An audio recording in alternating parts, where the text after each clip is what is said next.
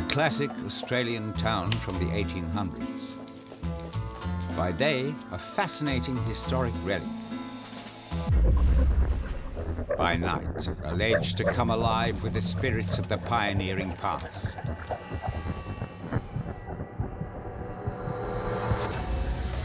But at the top of the stairs, in the house of ill repute, who is watching from the window? Tonight, on Haunting Australia, a collection of colonial cottages, up to 2 centuries old, gathered together with their ghosts. Welcome to the Australiana Pioneer Village and the most haunted street in Australia. The buildings here were moved plank by plank. So the question becomes, do the ghosts move with the buildings? And I think tonight we're going to find out. Another chilling challenge for the Haunting Australia team. From the UK, psychic bad boy Ian Lawman, medium and ordained exorcist, and old school supernatural sleuth Ray Jordan. From India, ghost hunter and metaphysicist Gaurav Tiwari. From Australia, accomplished paranormal researcher Alan Tiller. And medium clairvoyant Raylene Cable. From the US, internationally renowned lead investigator Rob Demarest. I've been investigating the paranormal for over 20 years. You name it, I've hunted it. And I believe this team has what it takes to find out what's haunting down under.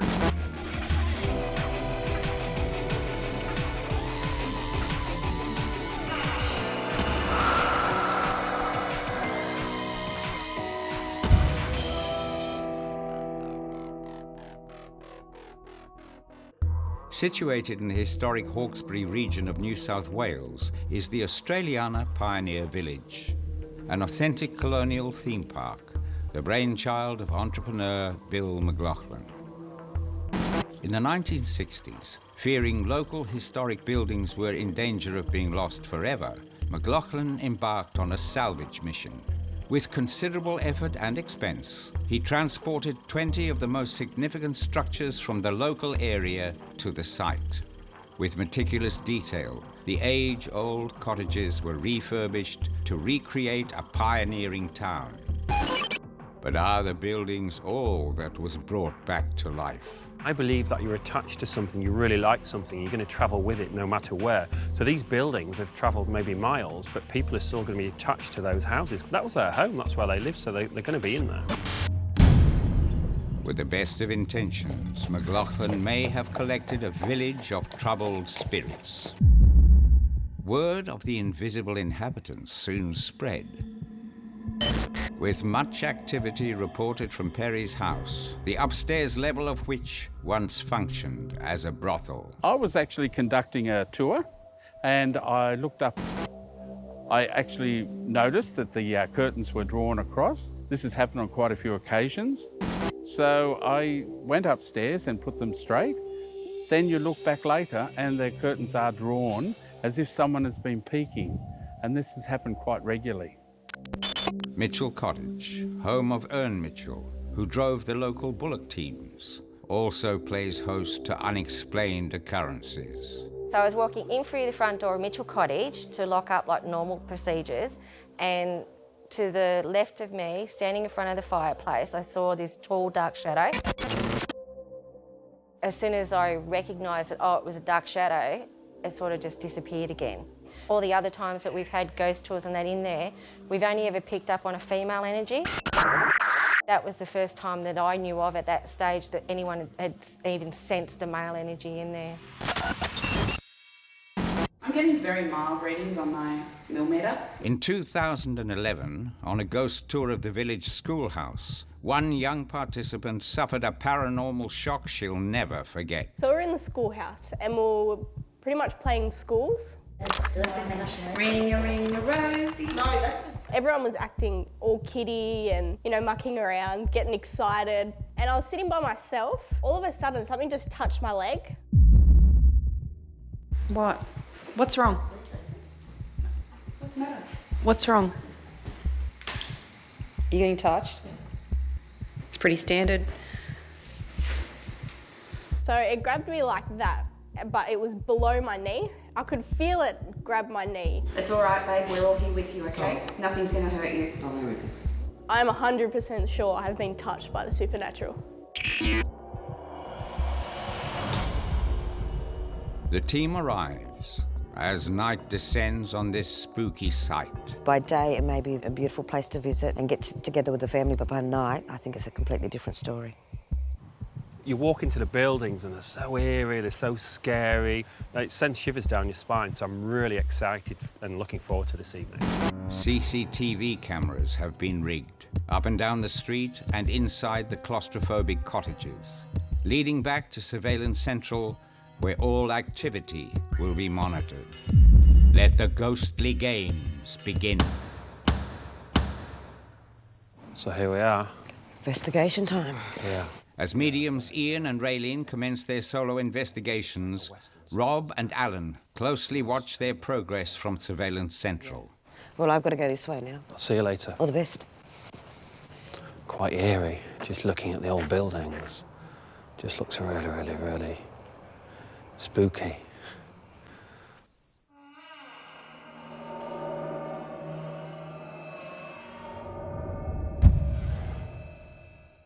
I'm kind of drawn to the barber shop for some reason. Saddler to the right. Okay, here goes. Ian is approaching Perry's house, a building which underwent many incarnations during its dark history.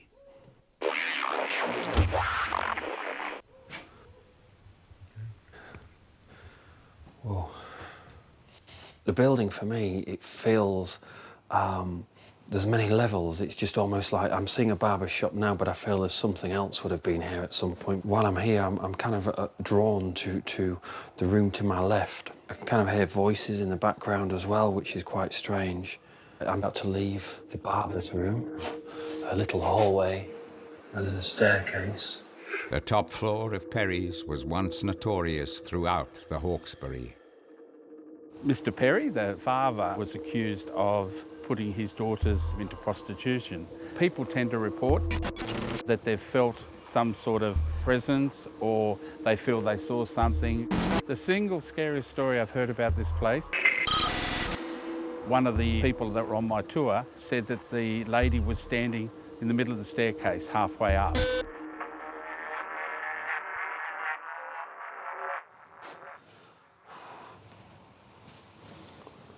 Okay, I'm just now going to go up the staircase and just see if there's anybody up here. I don't know why my heart's racing. My heart's racing as I'm going up the stairs. Oh, shit.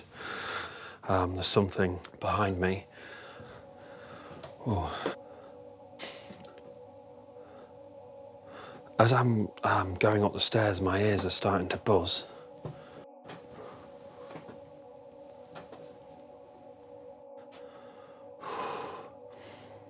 I feel quite sad in this room.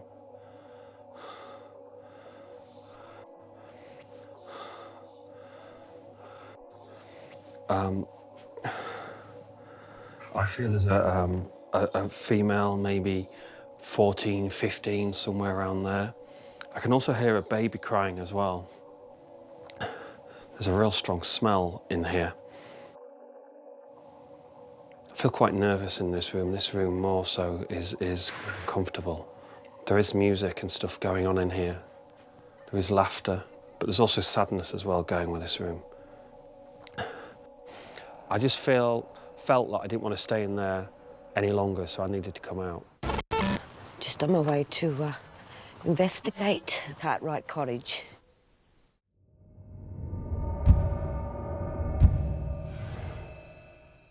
It's a nice, beautiful old building. Let's see what we've got in here. Cartwright Cottage is where the spirit of a lady in period dress has been witnessed. Oh, I can't walk in. That's interesting. When I normally get that type of sensation, it's almost a sign of like an energy block or a spirit trying to block me from getting into a particular area. So, oh, I might have to stand for a moment and just see if I'm going to get any sense of getting into this room.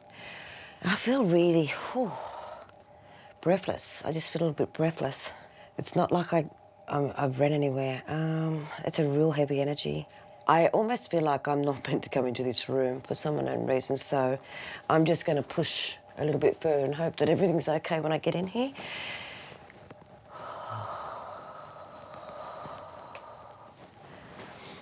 Oh, I just almost feel like I'm not welcome in here. I'm not scared. I'm not scared in this room. Oh, I was just about to just lean on this bed and I just heard this voice, don't sit on the bed. Do you reckon she'll sit on the bed? I say she will not sit on the bed. I reckon she will. I'm not going to disrespect anything here, but I just want to lean against the bed. I win. You do. She said that's a lean. You are sitting on the bed, Raylene. Oh, I've got a lady's voice with me. I'm very quick to talk, very quick to talk. Not very happy, though. She doesn't like people coming in here. Oh, she was very private. I feel like she was a homebody. It's interesting, I'm hearing the words like tuberculosis, so I wonder whether or not there was a case where this woman had tuberculosis and she's collapsed on the floor in her passing. I also want to say I feel she's actually had a little boy. She lost a little boy as a baby, a little boy. Okay, she's telling me she doesn't want to scare anybody. She just likes to be in her own space. Wow. I felt a little bit like I'd intruded on her space, invaded her privacy, which I don't always feel like that. Normally you go in and just make that connection. So it was interesting, but a little bit sad, I guess, a little bit sad. These buildings look so weird at night. Just feel all these people are just looking at you through the windows. Ian is heading to Mitchell Cottage at the top of the street. Once home to local bullocky Ern Mitchell and his wife. Both a male and female presence have been reported in this tiny space.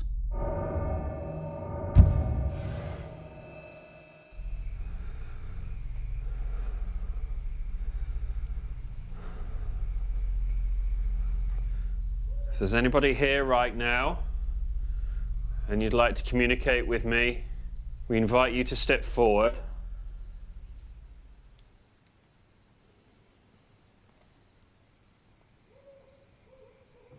It's just a real weird feeling in here.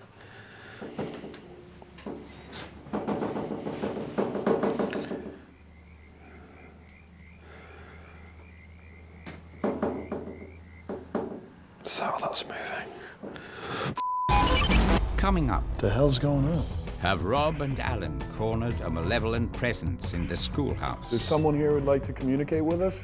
I was just walking here, But after the break, who's lurking in the cottage with Ian? just stood here, just stood staring.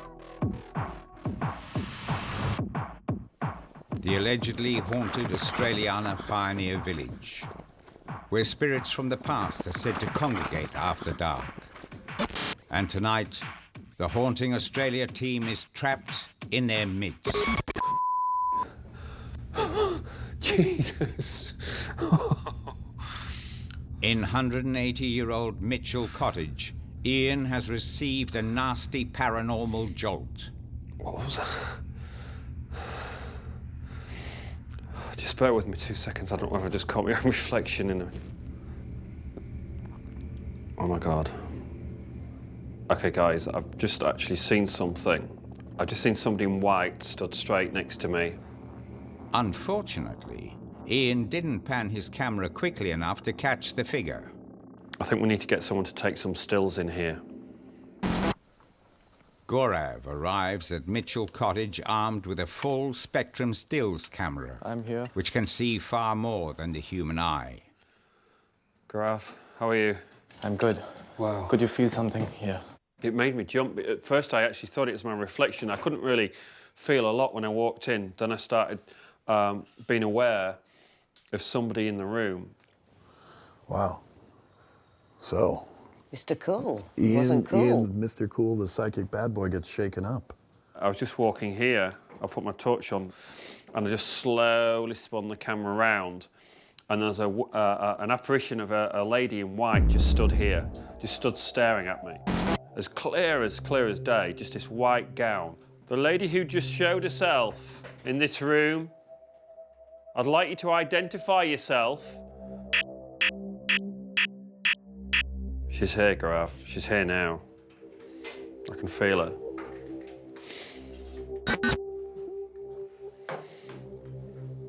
If you live in this house, can you come forward and show yourself to me? Could you maybe appear on a photograph, on a picture? Bring your energy forward now.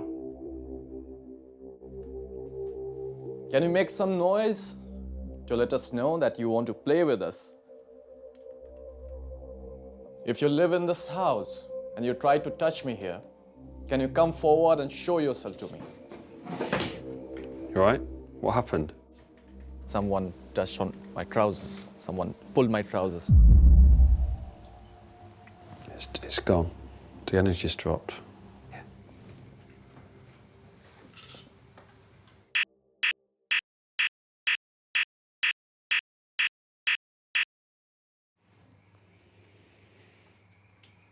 She's gone.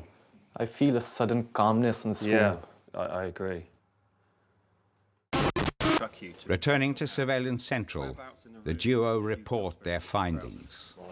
You know, something interesting happened with me in Mitchell's house. I was communicating with anyone living there, and suddenly I felt someone touch on my trousers. Someone pulled my trousers down. And the bizarre thing was, I was on the similar sort of side to you, on the opposite side. As soon as you walk into the room, the opposite side of the table, and that's when I got that gust of wind across my face. This could be something spiritual. As the team recovers from their amusement at Gaurav's ghostly trouser tug, Raylene explores the village further. It's a solo investigation, so I'm just on my way to investigate the old Marsden house.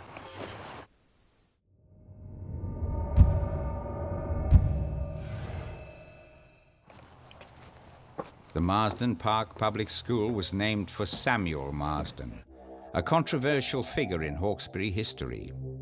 As a magistrate and cleric, he was known as the flogging parson, due to his eagerness to send convicts to the whipping post. As an educator, he was a strict disciplinarian, encouraging corporal punishment in local schools. But the feelings I'm getting at the moment, and I'm actually right at the front, it's like where I would stand if I was the teacher or the principal, and I'm actually getting a very strong sense of a male energy, a very dominant energy, and I'm getting 30 years. To me, I feel like he was in the industry as a teacher. I almost feel like I want to get the cane, and I feel like I just want to slam the cane down. I don't know if he was a nice person, to be honest. He may have been a great teacher at one point, but the words I'm feeling here is strict, strict, strict. I just want to go to the back of this room, and I almost feel like I want to sit down and be one of the students. So I'm going to see if I can make a connection here, and I actually feel like I want to go to this area here. I am getting a very strong sense of... I'm hearing a little boy. This little boy is still trying to be acknowledged in some way. I actually feel we've got the two here right now. And it's interesting because I felt the male energy down the front and the little boy's up the back. Could the little boy, Raylene senses, be keeping his distance from a schoolmaster overly keen on the cane? The first impression was an older male, obviously a teacher of some sort or someone who played a role. But I didn't feel comfortable with him, I'll be honest. I actually almost felt this authority figure. I felt this sense of someone who liked control. Public school, 1889. Let's do this. Intrigued by Raylene's experience, Rob and Alan enter the spooky schoolhouse with an arsenal of technical ammunition. Their mission is to find evidence. Hard evidence. I'm going to set up the EMF meter at what I presume would be the teacher's desk, kind of aiming it back at us so we can keep an eye on it. Electromagnetic flux is what happens when the electromagnetic field around us changes. In a natural way, the Earth, our bodies, gives off an electromagnetic field, And in a man-made sense, the electromagnetic field comes from microwaves, fridges, computers. So it's really all around us, and we're looking for those significant changes. So you're gonna hear a loud noise. There we go. Whoa.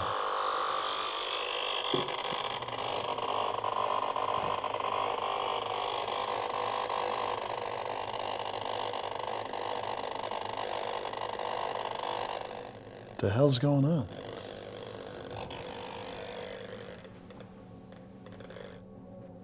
There's nothing here that should be giving us that kind of... Is there someone here who would like to communicate with us?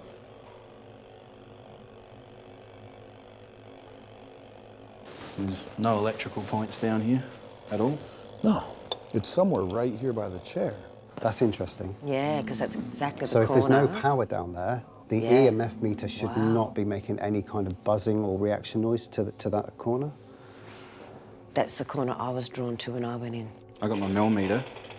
A Mel meter gauges sudden changes in both electromagnetic flux and temperature, both of which are said to indicate paranormal activity. 1. Look. 1.3. 1.7. 1.9. Right here, right at the chair. If you go over here, you expect the wiring, right? It goes down. EMF fields are usually pretty easy to track. Both of us are looking for man-made EMF. It shouldn't vary that much. I actually have some equipment over there called an REM pod that emits an EMF field, and if anything breaks that field, it'll set the alarms and the lights off on it. Do you think I should maybe set some up down the side? Let's get them right now. We want to take the tech to the point that we can experience what the mediums are reporting to us. So what we did is incorporated a number of techniques. We were looking for EMF fluctuation. We were looking for temperature fluctuation. If there is anyone present who would like to speak to us this evening, just want you to know that we are not here to harm you. We're not here to bother you. We're not here to trap you or trick you. What we are here for is to attempt to communicate with you, to talk to you.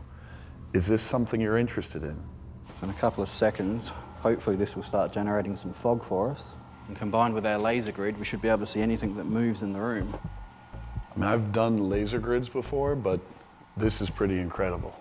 Alan's idea of combining a fog machine and a laser to create almost a room filled with laser beams that are visible is incredible. I've never seen anything like that in an investigation before, and it's just an amazing way to document any movement of even air particles going through the room.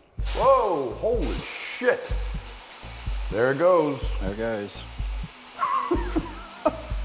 Oh my God. The lasers are solid. Awesome. Now that's a party. Just put my hand in there. So it's nice and clear. Oh yeah. You can see, it looks like an imprint of your hand staying there. That is quite amazing. Personally, in my opinion, it's a stunning experiment to get the visual evidence that we look for. But how did this ghost hunter conceive such a radical concept? I used to play in a few bands years ago. Sure. Seeing all the lasers and all the lights and then the smoke coming through, if someone moved through, you could clearly see a person. Right. So I kind of figured if a spirit has just even the smallest amount of mass, they're going to break the laser beams, as we well know that they do. Sure. But surely we'd be able to see them move through the fog as well. All you have to do is walk through the smoke. It's perfectly safe. Whoa. Oh, what's that? What's going on? Coming up on Haunting Australia, who or what is lurking behind the window? Freaking, I saw that. No, serious guys, look. You can actually see it bloody moving. And after the break, the schoolroom spirits pump up the volume. I just got a 6.1. Whoa. 6.4. Haunting Australia team is investigating the Australiana Pioneer Village in New South Wales.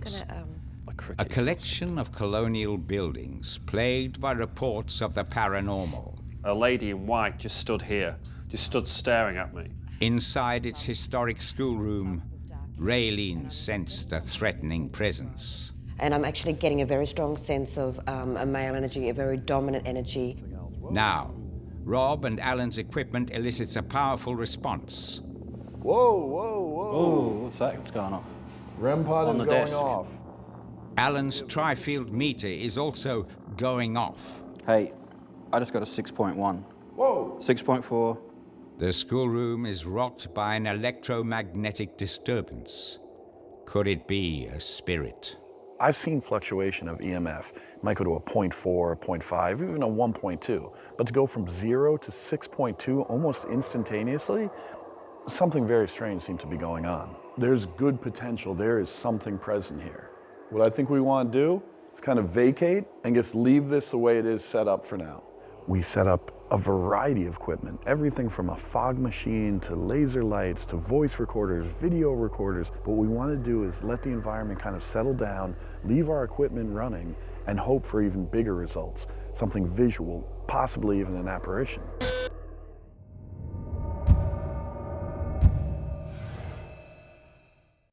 On the far side of the village, Ray approaches an abandoned and desolate cottage.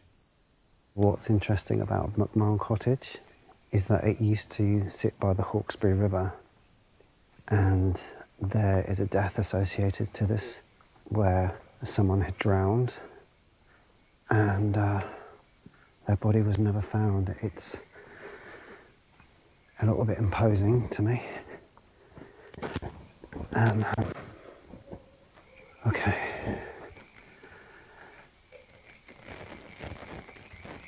Where's the door?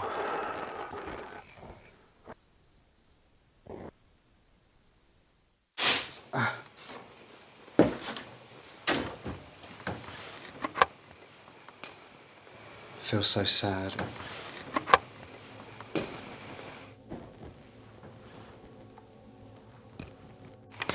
Okay. My battery said 117 minutes. And it just seems like it's going to drain. I don't know why. I'm not sure whether that means that there's more energies connected to this building because there was a death. Is there someone here with me?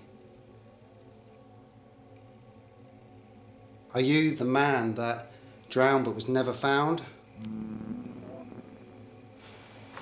I had 117 or 114 minutes left on this camera, and now it's showing that the battery's drained, and I'm actually starting to get a bit spooked. Oh, God.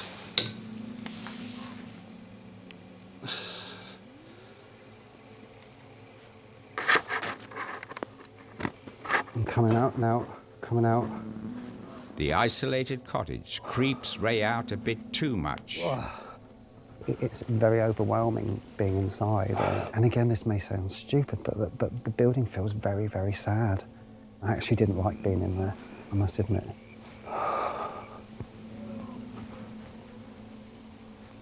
Oh, Jesus.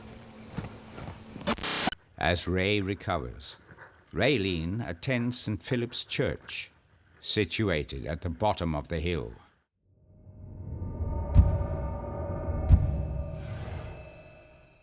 It's a beautiful little old church. Dates back to 1860. But possibly not as welcoming as it looks. Oh, okay. I just had a really strange sensation as I was coming into the church. I just felt a real, again, I just got it again. Wow.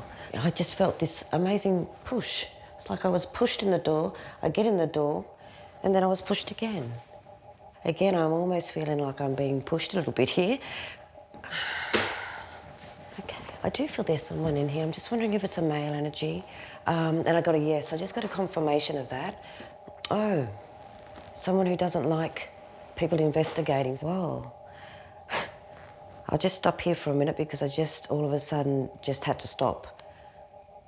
We're taking homes from this area, right? And suddenly we're putting them on tour. You've got people coming in and out. So it makes sense that if there's spirits present, they're trying their best to keep people out. Okay. I'm going to leave this room now. I think I could clearly say there's definitely activity in this room. I'm going to walk in the middle of a haunted village.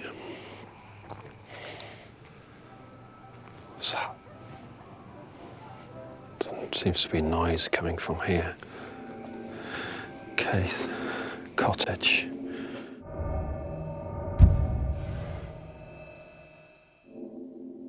As a dance hall in the 1800s, Case Cottage was an epicenter of social activity.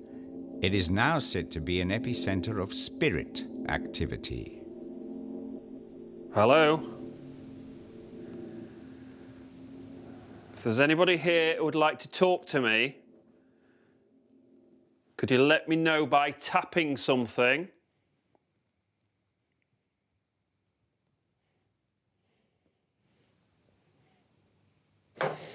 There. I just heard a tap then, in that corner. If somebody was trying to communicate with me, if I'm making a tapping noise, can you do that again? There's something behind me there. All seems very quiet in Case Cottage. To pull the curtain. The action seems to have moved out onto the street, where Gaurav has witnessed what he believes a paranormal phenomenon. When I came out from there, I was coming to you guys to tell what happened with me. Then I saw the first curtain towards the glass was moved. And you were here on your own, and you can 100% say there was no one in the house? Exactly. The curtain, seemingly moving on its own in Perry's house, is a commonly reported occurrence. I actually noticed that the curtains were drawn across, so I went upstairs and put them straight. But then you look back later and the curtains are drawn. The fascinated camera crew gathers with the investigators. I'd have to go into the house to feel it, obviously, to see if there is any energy, but it's actually looking like it's moving. Yeah, look, it is. Look at it. No, serious, guys, look. It absolutely is moving. Freaking, I saw that. Look at it, it's moving further now. Yeah, look, it is. Look at it. No, serious, guys, look. You can actually see it bloody moving. From being completely closed, over a period of 10 minutes, the curtain inexplicably opened.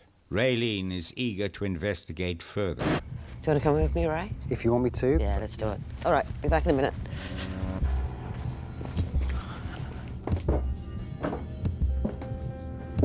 Okay.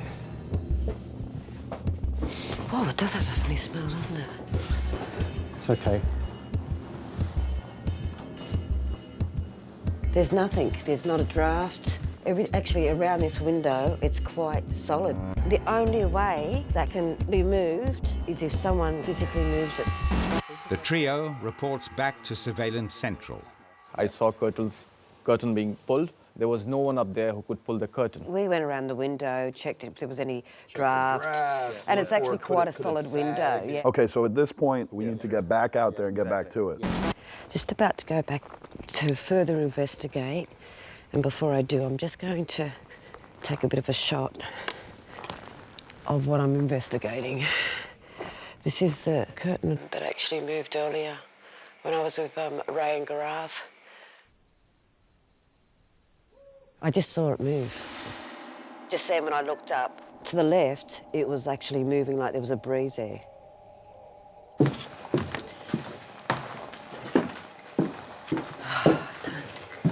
Let's just do it.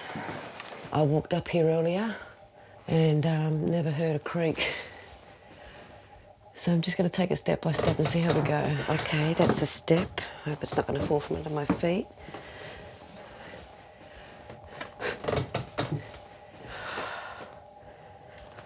Whew. Let's see what I can see, and hopefully if there's anything to be seen. So the curtain seems to be quite stable now. It doesn't seem... Whoa, camcorder's gone. Whoa! Out of here. After the break, what sent Raylene scurrying down the stairs? Just as the camcorder turned off, I heard this definite sound. The ghosts of the Australiana pioneer village appear to have been very active tonight. Ian was spooked by an old world apparition. Gaurav claims he was touched by ghostly hands. Someone pulled my trousers. Rob and Alan believe they captured evidence of a spirit in the schoolhouse. I just got a 6.1. Whoa! 6.4. And team members witnessed the haunted curtain of Perry's house opening by itself. Look, it is. Look at it. No, serious, guys, look. You can actually see it bloody moving. Perry's house is a former brothel, believed to be infested by the spirits of its working girls. Returning to investigate, Raylene gets a fright. So the curtain seems to be quite stable now. It doesn't seem... Whoa, camcorder's gone. Whoa! Out of here. Just as the camcorder turned off, I heard this definite sound, like someone had dropped something, and there's no one else in there. Was the ghost of a period-era prostitute marking her territory? The curtain hasn't moved, but I think there's activity. A final inspection of the cottage proves it empty yet again. And with night coming to an end, its occupants remain concealed, along with the other colonial spirits. As our investigators complete their trip back in time, they have a swag of evidence to sift through. But first, they're keen to further explore the region. The Pioneer Village is located near the Hawkesbury River, one of Sydney's most renowned waterways, and most popular swimming spots, Palm Beach. Viewers of the Australian soap opera Home and Away will know it as Summer Bay. I'm a big fan of Home and Away back at home, a big Summer Bay fan, so it's really exciting for me. Gaurav and Ray are flying there by seaplane, both ghost hunters being aficionados of air travel. Let's go, Tokyo. Gaurav as a former pilot, Ray as a former airline steward. There will be no in-flight service today, thank you. The rest of the ghost hunters eagerly await their arrival at the Palm Beach dock. The landing is smooth and, after a quick boat ride to shore, the team is soon reunited. So it's amazing to fly from the neck of the Hawkesbury River. Beautiful, absolutely stunning to see it up in the air. And how did Gaurav rate the flight? Flight was quite smooth and the pilot was pretty impressive. They relocate to the iconic beach to enjoy a good old Aussie barbie. Real bloke Alan Tiller mans the tongs. Are you going to be okay without your giant trench coat? I'm sure I'll be fine. So guys, how do you like your steak cooked? Medium is fine for me. I like my medium, just with a touch of pink. Alan, is this kind of typical Australian barbecue? Kind of. Can I tell you what my issue is? What? No shrimp No on the shrimp, Barbie? no. How is that Australian? Alan proves a good host, even whipping something up for the team's vegetarian bad boy. I'm kind of bordering vegan. I'm not fully vegan, but I'm bordering it. Enjoying my food. The team soaks up the glorious view while they eat. How's the food, everyone? Beautiful. Top notch. Awesome. They walk off their meal with a stroll along the bay. For someone like me who spends a lot of time in dank basements and haunted castles, getting out here to something this beautiful was perfect. And while the techies enjoy an afternoon snooze, the team's psychics slip off for an Aussie soap star moment. They can't resist a dip in the sparkling Pacific. For Ian, his first time in Australian waters. A lot of people don't realise that salt water is very good for spiritual cleansing. So all the paranormal activity we've had around us, just jumping in that water just clears your chakras. It was very cleansing. We're both mediums. We both need the water to clear our auras and things, so that was brilliant. Jumping in the water for the first time in Australia was absolutely amazing. Just really, really exciting, and I'm still buzzing from the fact I've done that. All in all, a glorious day at Summer Bay. Cheers, everyone. Cheers. After their big day out, it's back to work, weighing up the evidence they've collected. The team returns to the Australiana Pioneer Village schoolhouse, the site of so much activity on the night. Gaurav is first to stand at the head of the class. After investigating the Mitchell cottage, I was walking down to the control room. I suddenly noticed the curtain is partially open in a strange manner.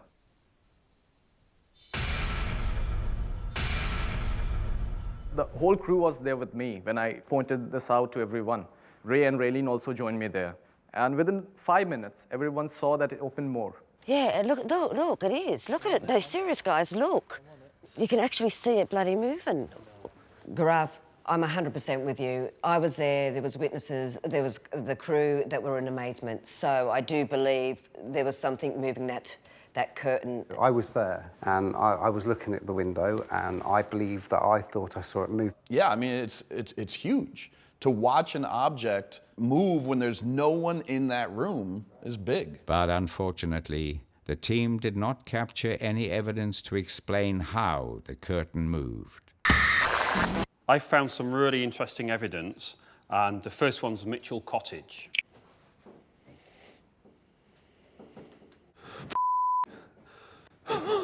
Jesus.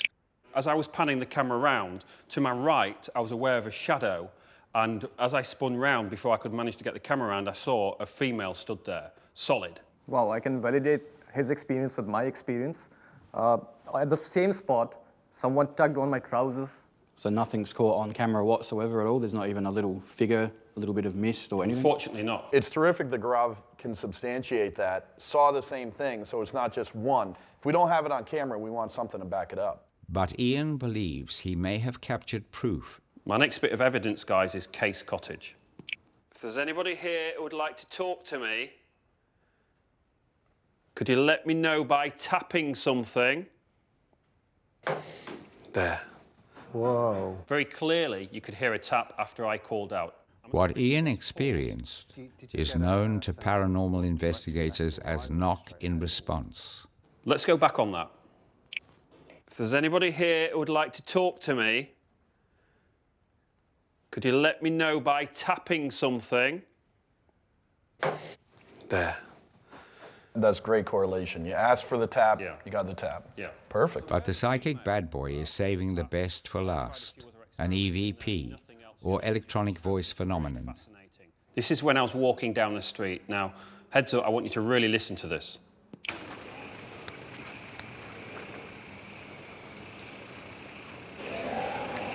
Yeah. Can you hear it? Hear a voice? Yep. Yeah. Okay, when you really listen to it, it says, get out. I recognized, I said, that sounds like my classic, get out. I'd agree with Rob as well. Having heard so many EVPs with a similar kind of tone and pitch, it just stands out as get out to me as well. So do you think the spirit that you heard could be the local bullocky Ern Mitchell? Possibly. I mean, he was known for the street, wasn't he? He used to walk up and down the street, and it was kind of central. A highlight of the investigation was Alan and Rob's paranormal light show. Okay, so we were present in this room. We were doing an experiment that we have never tried before. We were combining the laser pointer with a fog machine. Whoa, whoa, whoa. Oh, what's that? What's going off? REM pod is going off. Hey, I just got a 6.1. Whoa. 6.4. That is a huge hit. And it just kept happening at unexplained times. Camera is pointing here, aiming into the area where both psychics independently hit on something as well as confirmed EMF. It worked. We may have an apparition. You're gonna see a faint white shape that moves from center of the screen and quickly out.